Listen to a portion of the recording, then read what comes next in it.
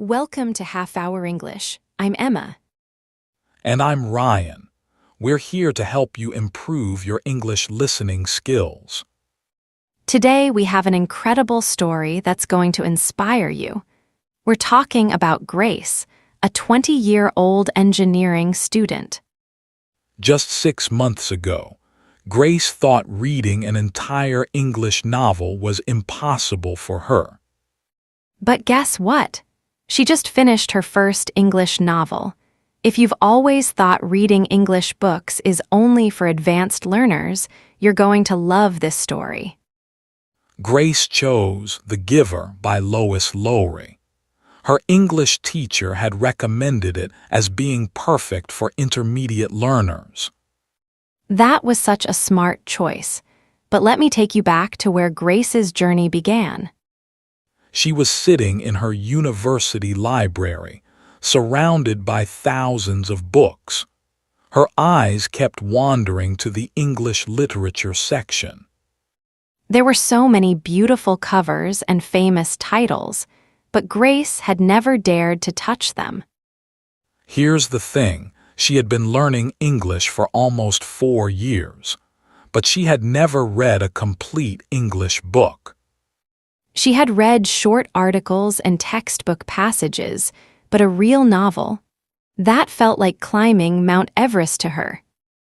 Her English teacher, Mrs. Johnson, had been encouraging her for months and had said that Grace had good grammar and a strong vocabulary. But every time Grace looked at a novel, her heart would start racing. What if she couldn't understand it? What if she had to look up every single word? What if she gave up after just a few pages? I totally understand those fears. Many of our listeners probably feel the same way. Then one rainy Tuesday afternoon, something changed. Grace noticed a student reading what looked like a children's book. As she approached, she realized the student was reading The Giver, the very book Mrs. Johnson had recommended to the class. The student was completely absorbed in the story. Grace thought to herself, if that student can do it, maybe I can too. That moment of inspiration is so powerful. That night, Grace made a decision that would change everything. She resolved to read her first English novel and finish it, no matter what. She ordered The Giver online, and when it arrived 3 days later, she held it in her hands for the first time. It felt so light, yet so heavy with possibility. That is a beautiful way to describe the experience. Now, here's something Grace learned very quickly. Reading an English novel is not the same as reading a textbook.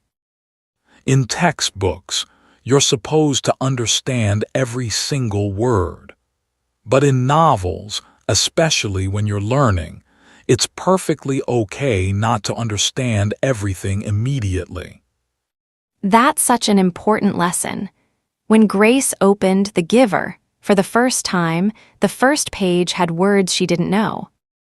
There were sentences that seemed confusing, and references to things she had never heard of.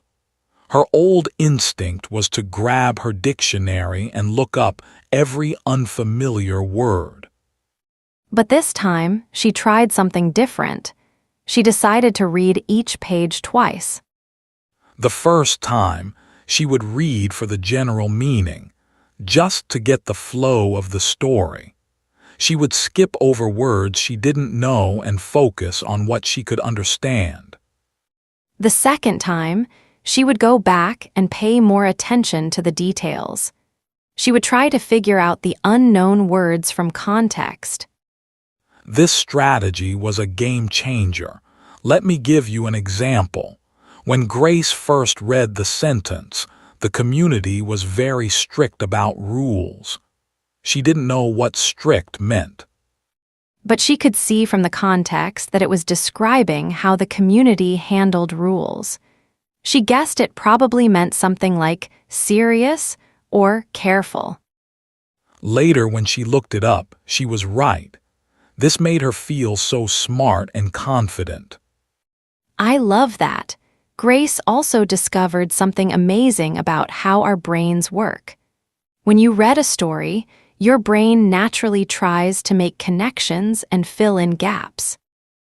Even if you don't understand every word, you can still follow the plot and enjoy the story. It's like putting together a puzzle.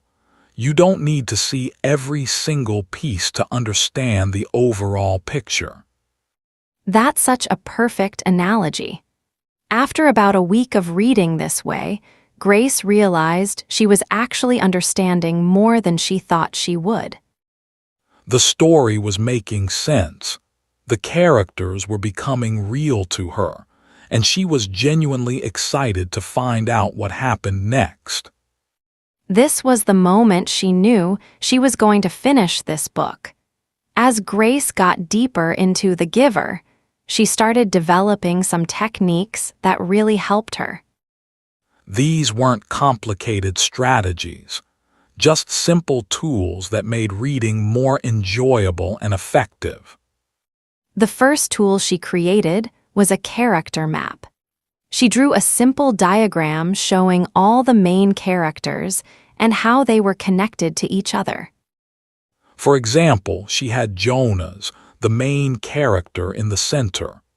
Then she drew lines connecting him to his family, his friends, and the giver himself. This visual helped her keep track of who was who, especially when the story got more complex. That's such a practical technique.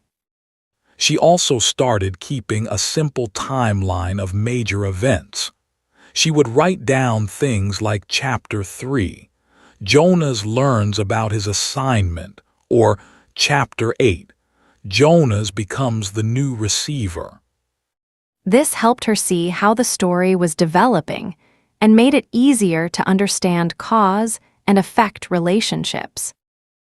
Another technique that really worked for Grace was highlighting important sentences or phrases. But instead of highlighting every difficult word, she focused on sentences that seemed important to the story.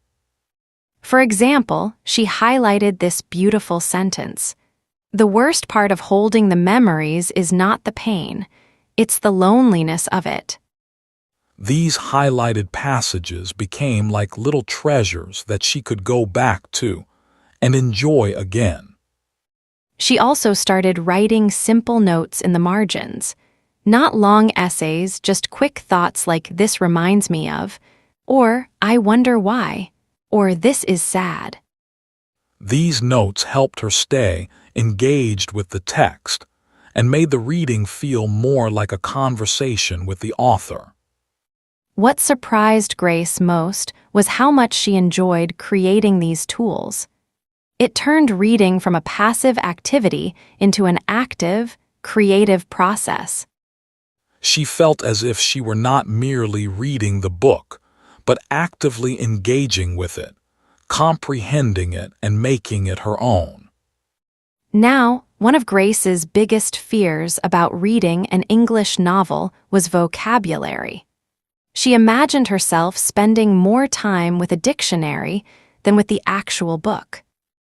But what she discovered was that vocabulary learning in context is completely different from memorizing word lists. In the beginning, she did look up quite a few words, but she quickly learned to be selective. She would only look up words that appeared multiple times or seemed really important to understanding the story. Words that appeared only once and didn't affect her understanding of the plot, she would simply skip over. The most amazing thing happened after about 2 weeks of reading. Grace started noticing that she was encountering the same words again and again. Words like assignment, community, memories, and precision kept appearing throughout the book. Without even trying, she was learning these words naturally. They became part of her active vocabulary, because she had seen them used in so many different contexts. That's the power of reading.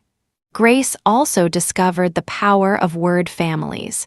When she learned the word precision, she started noticing other words with similar meanings. She began to notice words like accurate, exact, and careful in the text as well. This helped her build connections between words and expand her vocabulary more efficiently. Another technique that really helped was trying to guess word meanings from context before looking them up. She would read a sentence with an unknown word, think about what it might mean, then check her guess. She was right about 70% of the time. That made her feel really confident about her English skills. By the time Grace reached the middle of the book, she realized she was looking up fewer and fewer words. Her reading was becoming smoother and more natural. She was focusing more on the story and less on individual words. This was a huge milestone for her. As Grace continued reading The Giver, something unexpected happened. She started to care deeply about the characters and their struggles. She empathized with Jonas's confusion as he began receiving memories and understood his frustration with his community's rules. She even cried during some of the more emotional scenes. This emotional connection was crucial for her learning. When you care about what happens to the characters, you naturally want to understand every detail of the story. You pay closer attention, you remember more, and you think about the book even when you're not reading it. Grace found herself discussing the book with her English teacher and classmates. They would talk about the themes, the characters' motivations, and what they thought might happen next. These conversations were incredibly valuable for her language development. She was using new vocabulary, expressing complex ideas, and practicing her speaking skills. All while talking about something she genuinely enjoyed. Grace also started writing about her reading experience. After each chapter, she would write a short paragraph in English about her thoughts and feelings. Sometimes she would write about what she liked or didn't like.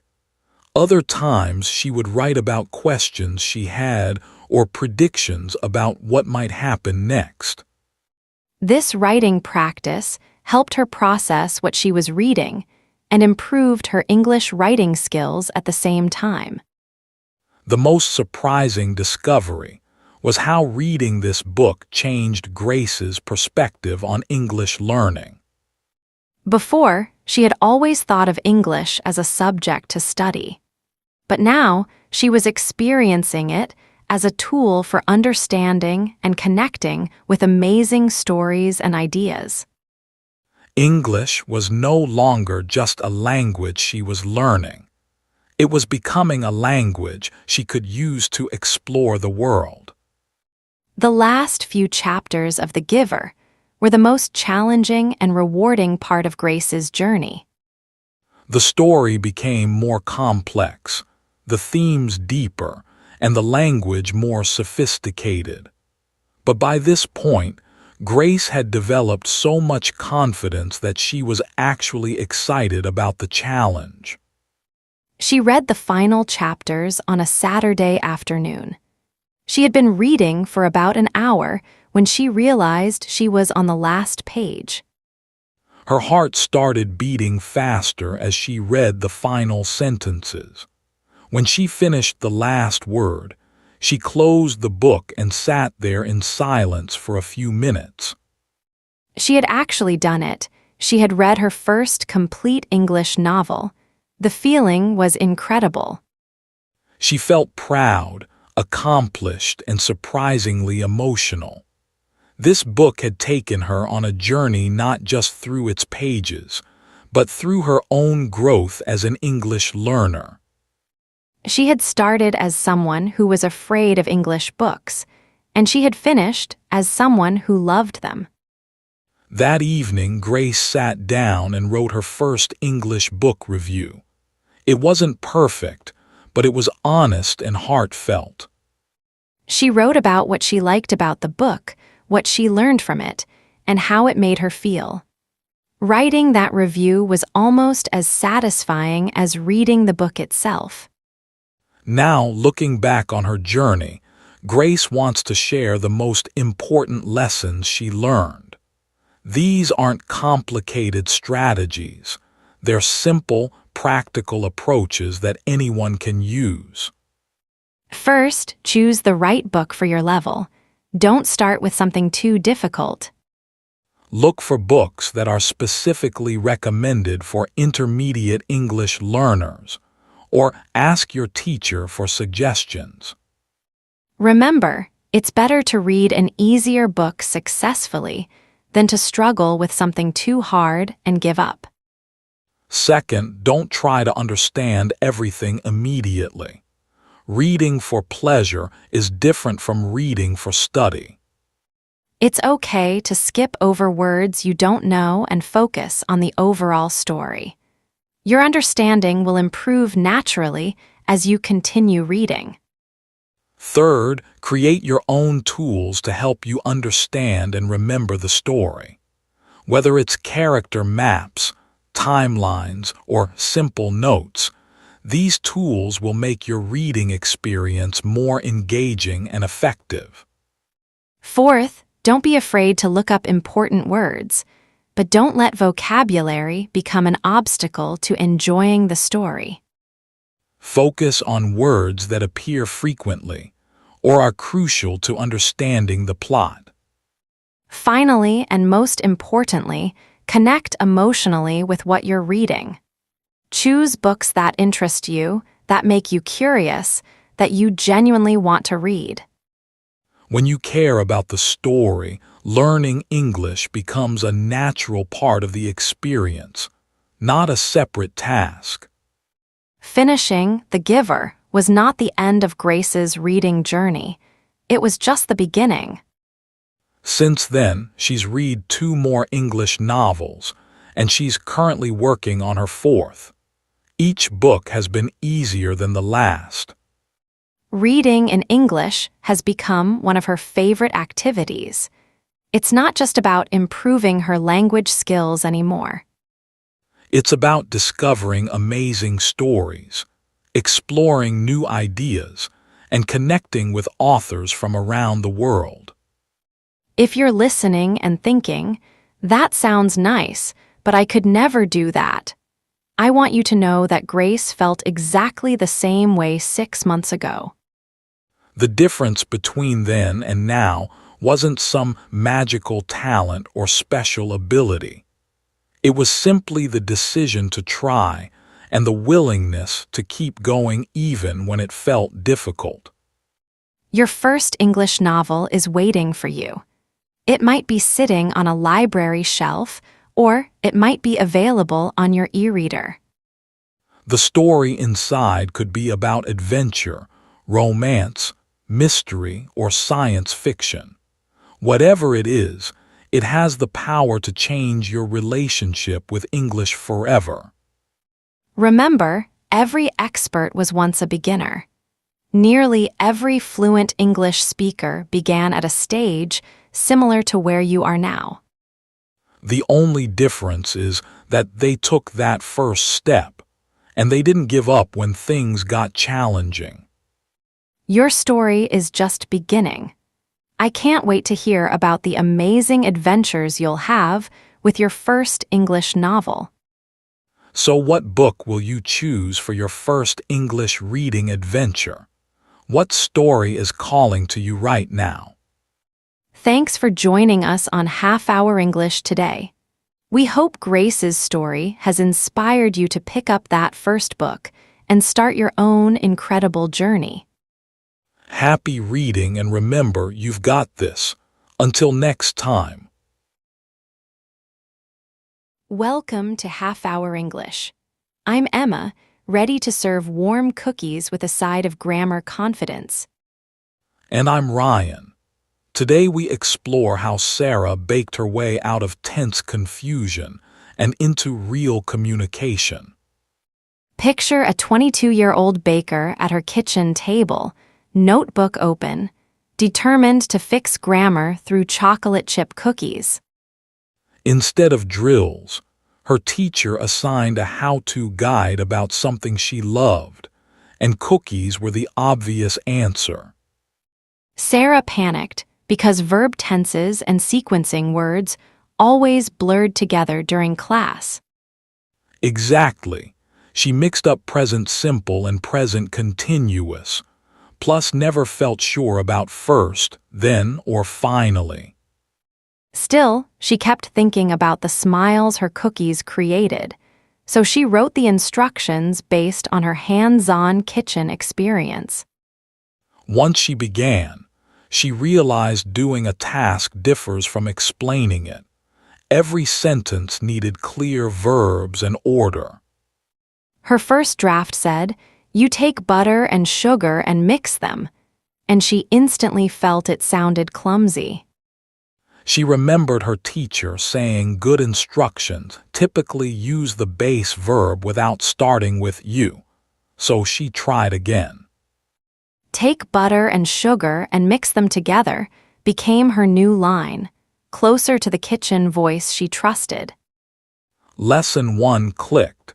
Imperatives felt natural because she used them to share something delicious.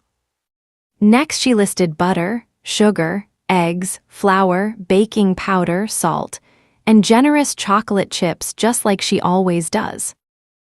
She highlighted soft butter because that single detail changes how smoothly everything blends in the bowl. She debated whether to write "you add" or simply "add," and refreshed recipe blogs for guidance. Online recipes confirmed that concise imperatives like add the eggs one at a time keep readers moving. She practiced commands such as preheat the oven to 180 Celsius and stir until smooth. Even placing dough on the tray became grammar practice because verbs had to match familiar actions. She organized sequence words like steps in a recipe, so readers would never guess what's next. Her final instructions read, first mix butter and sugar, next add eggs, then dry ingredients, after that fold chips, finally bake. She loved how sequencing words clearly guided bakers through each step in order. Grammar became meaningful when it helped her write clear instructions that kept the batter smooth and the directions easy to follow. Then she had to explain why each step mattered, like what happens when butter and sugar cream together. Reading aloud, she realized the sentence needed to say, "You create air bubbles," to sound like the scientific fact it described. Once she switched to the present simple tense, the explanation finally sounded confident. That win felt huge because she used grammar to serve science inside every chewy bite. She added facts. Soft butter mixes better, room temperature eggs blend smoothly, baking powder lifts the dough. Each fact made grammar feel like a tool for conveying truth, not just a set of rules to memorize. She spent 3 evenings writing and editing, reading the guide aloud to catch awkward phrasing. Her teacher reviewed it, made tiny corrections, and praised her progress. Then the teacher suggested posting it online so other bakers could learn. Sharing felt thrilling and terrifying because native speakers might judge her grammar.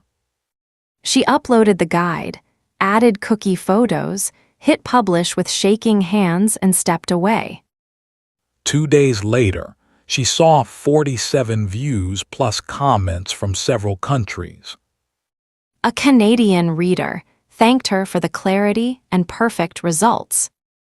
Someone in Australia loved the sequencing words because they made the process easy. A UK baker appreciated the butter temperature tip and said it saved a batch. A teacher in New Zealand planned to use her guide as a model for beginners. Sarah cried happy tears because someone trusted her English enough to teach with it. She kept answering questions about brown sugar swaps and storage, treating every reply as practice. During the next 3 months, she wrote guides on bread, cupcakes, and kitchen organizing.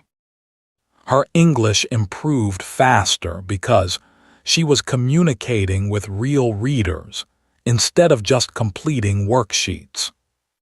Lesson 1 for listeners.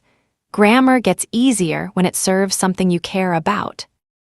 Lesson 2, mistakes are normal. Her first draft was messy, yet revision made it shine. Lesson 3. Real audiences motivate you to double-check every verb. Lesson 4. Everyone has knowledge worth sharing, even if you're still learning English. Think about your hobbies. They could be the doorway into verbs, connectors, and confidence. Write a short how-to about cooking, sports, art, or anything that already fills your day. Start tiny. Sarah's first guide was just 3 pages, yet transformed her skills. After writing, read it again, check grammar, ask a friend for feedback, and treat edits as bonus reps. If you feel brave, share it with someone who will actually try it. You only need one friend or teacher to respond and give you reasons to polish every sentence. Remember that Canadian baker who followed her directions and celebrated in the comments. Later guides on bread and cupcakes let her practice new grammar points, keeping learning fresh. Changing topics kept her brain alert, the same way rotating recipes prevents boredom. She accepted that drafts include mistakes, so she rewrote calmly and invited feedback. Each correction felt like adjusting oven temperature, a tweak that brings success. Her audience grew beyond her city as readers shared the link. She feared people would laugh, yet kindness proved real readers value honest effort. Every reply trained her verbs, polite phrases, and explanations about substitutions. When you teach someone else, you master the material because you want them to succeed. Sarah proved that teaching reinforces grammar through careful tense choices and sequencing. She went from dreading grammar books to enjoying edits because the topic was her favorite dessert. Motivation flipped once grammar served real communication instead of abstract drills. She asked listeners, "What do you love doing and what could you teach someone else?" She promised that writing even one sentence today beats months of passive study. She repeated that grammar is a tool because it helps you share what you love with the world. After months, she still made mistakes, yet each guide connected passion and English. Her teacher, family, and most importantly, she felt proud of herself for achieving clearer communication. That pride fueled consistency, strengthening verbs and sequencing with every post. Confidence grows each time someone understands your instructions. Sarah basically turned her kitchen into a classroom where grammar lessons smelled like chocolate. 47 views in 2 days showed that a first-time author can reach the world. The readers proved her English was clear enough to guide them from start to finish. Picture your own guide on soccer drills, organized notes, or watercolor basics. List materials, explain actions, Use sequence words and secretly review grammar while helping someone. Read it aloud like Sarah did. Your ears catch tense slips faster than your eyes. Ask whether each sentence describes a single moment or a general truth before choosing a tense. Link words like first, next, then, after that, and finally so readers flow through the process. Use imperatives for clarity. Add the eggs one at a time is far clearer than you are adding. Explain why steps matter, like, when you cream butter and sugar, you create air bubbles. After drafting, she reread everything, checked each sentence, and still welcomed teacher feedback. Supportive voices reminded her that effort matters more than perfection. Responding to comments extended the lesson because she kept discussing substitutions and timing. We encourage you to write your own how-to guide and share it, no matter how short. So tonight, pick one hobby, draft 3 steps, and let grammar serve that passion. Share it with someone kind, listen to their feedback, and celebrate every clear sentence. We'll be back next week with another story, and we can't wait to hear what you taught in the meantime.